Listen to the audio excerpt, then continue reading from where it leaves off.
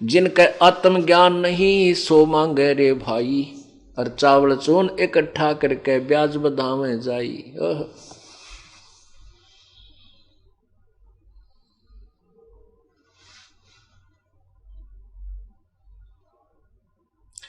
जिनके आत्मज्ञान नहीं वह मांगे रे भाई, और चावल चून इकट्ठा करके उसने बेच के फिर ब्याज पर रुपये दे दे, पाप के बागी। ओए होए।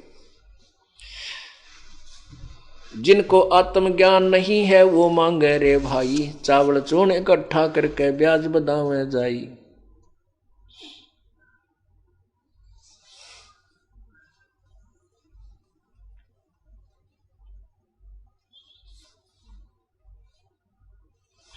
गृह द्वार ग्रह बहुत है, मांगी भिक्षा न खावे, कोट पाप का मूल तहां जहां है तो को कौन छुटावे। चोरी जारी मिथ्या का धन, थो हर बिड़ा बिसारो, ज्ञान अध्यात्म छूट जात है, मत निगुरे घर पग धारो। ईश्वर पद से मैं रम नाही, गरही आन उपासी, जाकी भिक्षा संत ना खावे, पड़े काल की फांसी। ओह क्या प्यारी बात कही है। क्या बताते हैं, ईश्वर पद से परमेश्वर पद से मरहम नाही। पूर्ण परमात्मा की भक्ति तो कोई करते नहीं, जो करते नहीं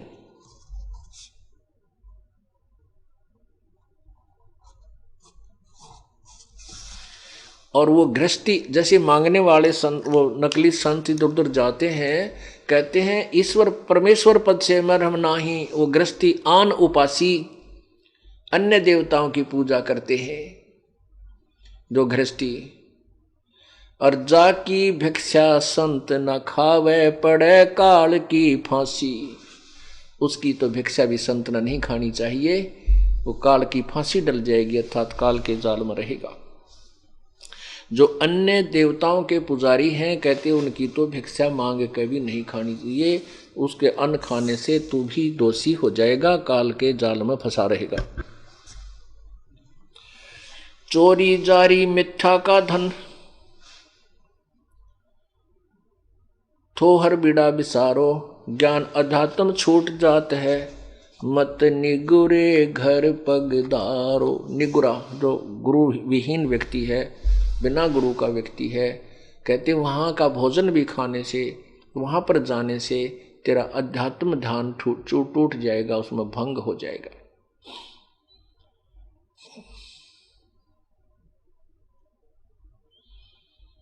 नट पेरना कांजर सांसी, ब्राह्मण बुरा कहावे, डूम भाट बेसा सांसी का पैसा जाके आवे।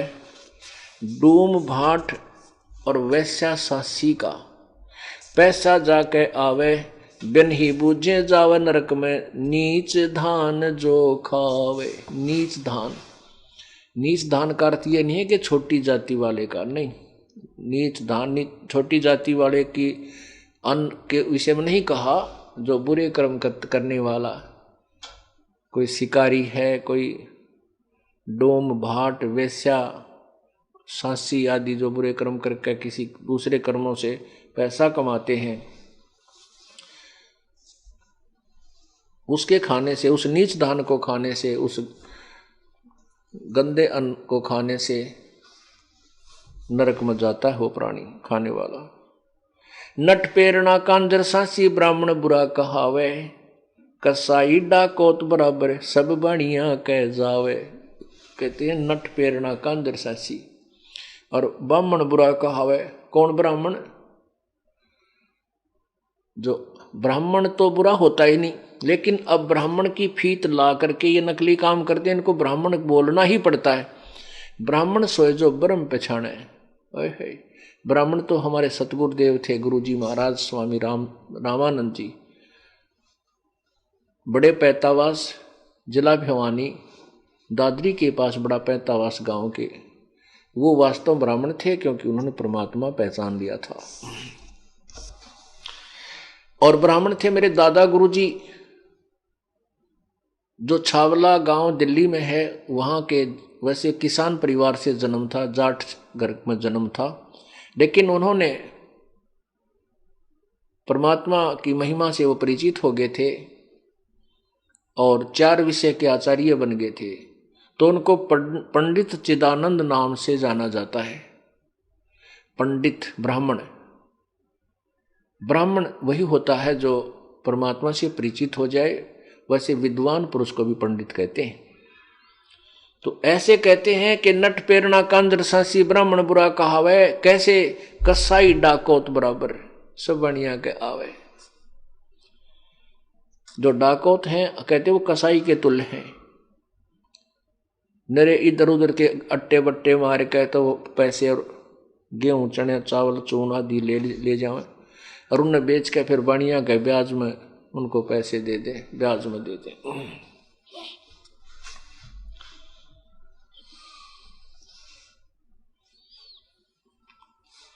ब्राह्मण बनिया अक्षत्रिय शूद्र ये चारों कुल ऊंचा। अब देखो परमात्मा की महिमा कितना निर्मल ज्ञान है। ब्राह्मण बनिया अक्षत्रिय शूद्र ये चारों कुल ऊंचा, इनमें शूद्र को नीच नहीं कहा प्रभु ने, क्योंकि ये तो केवल एक कर्म है। आप अपना कर्म जो हमारे जो कर्म विभाजित किए गए हैं उन कर्मों के आधार पर उसमें कोई छोटा बड़ा नहीं होता। अब जैसे एक मुख है, अपने शरीर का अंग है, हाथ हैं और पैर हैं, पेट है, ये हैं तो अपने ही अंग। इनमें पैर नीचे हैं तो क्या ये पैर हमें लेकर चलते हैं, पैर जमीन पर रखे हैं, क्या ये नीचे हैं? ये बुरे नहीं है, ये ऊंचे हैं, अच्छे हैं। ऊंचा माने अच्छा। और जैसे हमारा जो विसर्जन पॉइंट है यानी गुदा है, हम जब टट्टी जाते हैं, पेशाब करते हैं, क्या वो नीचे अंग है? क्या वो बुरे हैं? नहीं, अंग बुरे नहीं। जैसे हमारे कहीं पर भी कोई दर्द हो जाता है, यदि कैंसर हो जावे गुदा में तो क्या ट्रीटमेंट नहीं कराओगे? जान निकल जा, कलजा पट पट आवे, एक जैसा ही दुख होगा, क्योंकि वहां से भी हमें जान जाएगी। तो ऐसे ही ये चारों जो वर्ण हैं ये एक ही अंग है, इसमें ऊंचा नीचा कुछ नहीं। इनके कर्म विभाजित हैं, वो अपने कर्म को सही, वो आवश्यक हैं और वो सही हैं, ऊंचे कर्म हैं वो। यदि किसी के टट्टी का बंदा पड़ जाए कल की मारे, बता क्या गुदा बुरी है? तो ऐसे ही और 1 महीने 10 दिन यदि बाजार में ये स्वीपर झाड़ू ना मारे या वो नाले साफ ना करें, कल की पाट जाए, सारा शहर गांव छोड़ के घर छोड़ के भाग जाए। तो ये नहीं कहना कि ये नीचे नहीं है, ये बुरे नहीं है, ये हमारा सब एक समाज अंग है। ऐसे ही परमात्मा ने समझाने की चेष्टा की है कि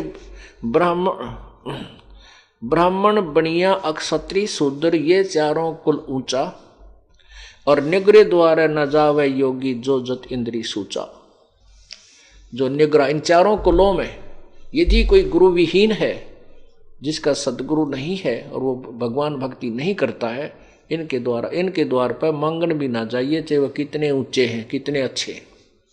क्योंकि जो परमात्मा की भक्ति नहीं करता, मनुष्य जीवन पाकर, वह पहला दोषी है, भयंकर अपराधी है वो। और यदि कोई साधना भी करता है और पूर्ण संत से नाम नकली गुरु से, जिसने गुरु नहीं बना रखा और भक्ति करता, वो भी अपराधी है। और जिसने गुरु नकली झूठे बना रखे वो भी महाअपराधी है। अर्थात भक्ति जो करते हैं वो गुरु बनाकर करें तो फिर कोई दोष नहीं। वहां जाने से, खाना खाने से के उद्देश्य से वहां किसी कारण से आप रुक जाओ किसी के घर में और खाना खाना पड़ जावे तो वो दोषी नहीं है। अब यहाँ पर आपके मन में बड़ी शंका आ जाएंगी कि हमारे तो रिश्तेदार भी नाम ना ले रहे हैं और भी कोई नाम नहीं ले रखा, हम तो मर गए ना। ऐसा कुछ नहीं। जैसे आप रिश्तेदारी में जाते हो या किसी कारण से रास्ते चलते किसी के घर रुक जाते हो, तो आपको परमात्मा ने, क्योंकि आपका उद्देश्य केवल वहाँ पेट भरने का नहीं है, आपका उद्देश्य किसी कामवश वहाँ गए हो और वहाँ रुकना भी पड़ जाता, खाना खाइए उनके, लेकिन खाद्य पदार्थ खाइए, अखाद्य ना खाइए। जो साधारण भोजन खाइए, वेज खाइए, यानी वैष्णव भोजन खाइए। और फिर परमात्मा ने आपको मंत्र दे रखा है, उसका जाप कीजिए और अन्न देव की आरती दे रखी है, वह आरती कीजिए। आरती अन देव तुम्हारी जा से काया पड़े हमारी, रोटी आदर रोटी अंत रोटी ही को गावन संत, रोटी मध्य सबसे साथ। ऐसे हम प्रतिदिन खाना खाने के बाद आरती करते हैं। तो उससे क्या होगा कि आपका तो दोष नहीं, और आपके द्वारा वहां खाना खाने से उसको लाभ मिलेगा, क्योंकि एक संत को भोजन करा दिया। और जो नाम नहीं ले रखा, जिनके पास उपदेश है ही नहीं, वो नकली संत बनकर जगह जगह खाते फिरते हैं, कहते हैं वो तो टट्टू बनेंगे, उनके फिर अगले जन्म में देना होगा। ऐसे इस तत्व ज्ञान के आधार से आपने अपने भक्ति मार्ग को बचा के रखना है और अपनी क्रिया को भी सुचारू बनाना है।